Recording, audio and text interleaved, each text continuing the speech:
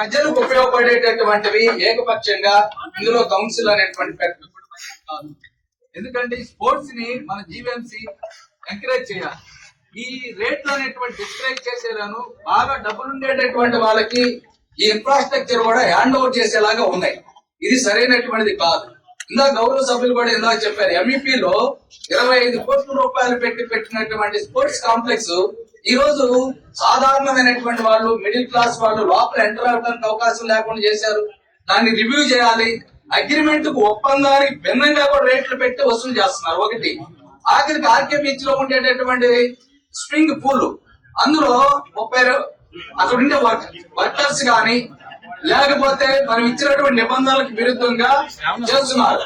అక్కడ దాన్ని రద్దు చేయమని ఇటువంటి గత కౌన్సిల్ లో అందరూ కూడా కోరారు.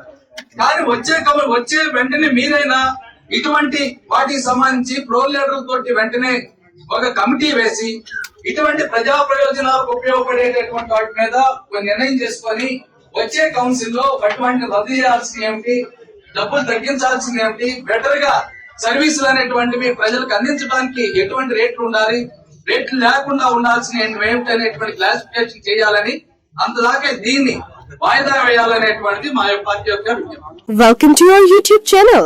Don't forget to like, subscribe and share the videos.